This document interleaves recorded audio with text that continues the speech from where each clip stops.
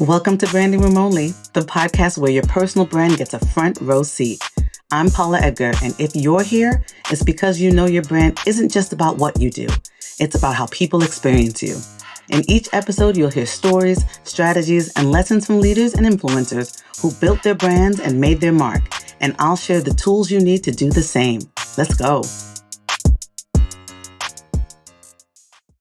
Hi, everyone. It's Paula Edgar, and welcome back to Branding Room Only. Today's episode is all about reflection and reset, the kind of honest, grounding conversation that helps you close one chapter and prepare for the next.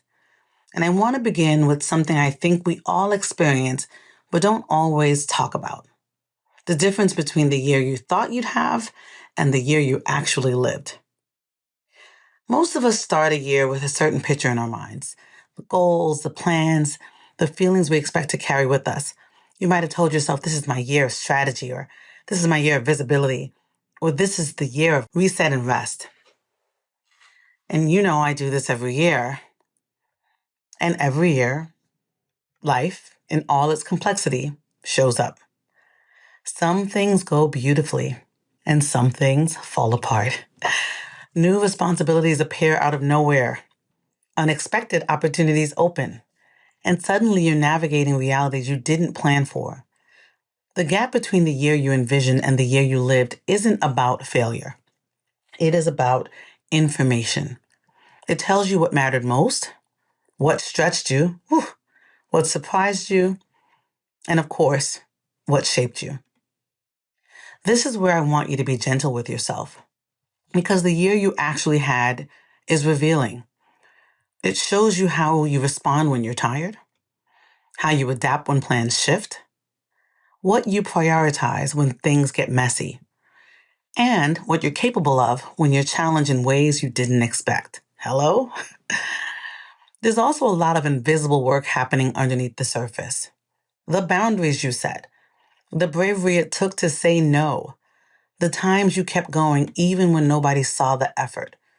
That's part of your personal brand too, even if it wasn't written down on any goal list. Once you acknowledge the real year, you create the foundation for a personal brand reset. So now that you've looked honestly at the year you lived, I want to guide you into the next layer of reflection, what I call the personal brand reset. This is where you start thinking intentionally about the brand you are carrying into your next chapter. So let's reflect on this. A reset is not always about starting over. It's about refining, clarifying, making sure the person you are becoming is aligned with the way you show up, aka branding. And the reset begins with understanding three things: what to keep, what to cut, and what to change. So let's reflect on what to keep. Before you rush to fix anything, start by acknowledging what worked. This is the part that people often gloss over, but it matters. So you're going to ask yourself, what supported my confidence this year? What habits helped me stay grounded? Which relationships fed me? What actions moved me forward in a real way? Maybe you showed up consistently online more. Maybe you protected your time better. Maybe, hopefully, you invested in yourself or rested in a way that made you feel and were more effective.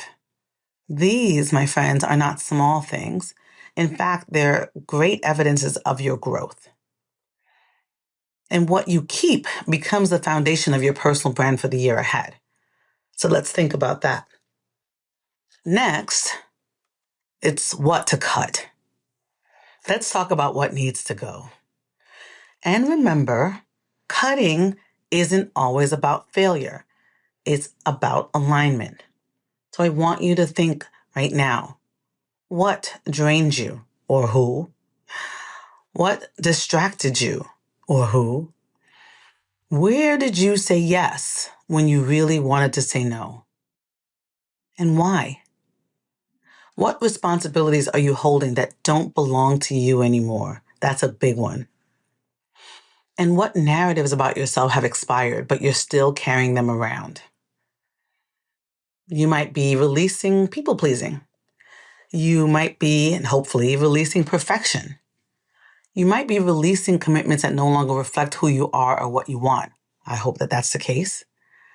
You might be releasing the belief that you need permission to show up because we know that you don't. Cutting creates capacity. And without capacity, you cannot expand. Now let's reflect on what to change. What needs to evolve? This is, again, not an overhaul, but it's a shift. It's a recalibration, if you will. Maybe the way you talk about your work needs an update. Maybe your internal presence needs more intention. Maybe your relationships need nurturing. Maybe your habits need structure. I know that's me. Maybe your personal brand voice needs more courage or confidence. These adjustments, the small, strategic ones, often create the biggest impact. And this is where your next chapter starts to take shape. So when you reflect on what's real, what stays, what goes, and what evolves, you're finally ready to plan. And the beautiful thing about planning from a place of honesty, instead of pressure, is that your goals become clearer. Your vision becomes more grounded, and your brand becomes more aligned with who you actually are, not just the version of you from last January. You're planning from truth, not from comparison. You know I don't believe in comparison. I only believe in inspiration. You're planning from clarity and not chaos. And this is how you build a strong personal brand and a successful year that actually fits. So, as you prepare for what's next, I hope that this reflection helps you approach your planning with more alignment, more honesty, and my friends, more grace. The year you thought you'd have and the year you actually lived are not competing narratives. They're two parts of the same story, your story. And that story deserves reflection. And hopefully, this conversation gets you ready for the vision board and goal setting process that I hope you'll join me for. As always, you can find more information about my upcoming sessions at paulaedgar.com/events. Thank you for being here with me today. I'll see you in the next episode. And as always, remember, folks, stand by your brand. Bye. That's it for this episode. Appreciate you hanging out with me on Branding Room Only. Now, please do me a quick favor. Head over to ratethispodcast.com/branding so more people can join this conversation. And make sure to stop by paulaedgar.com/events to see what's next. Whether I'm live, online, or in person, I'd love to see you there.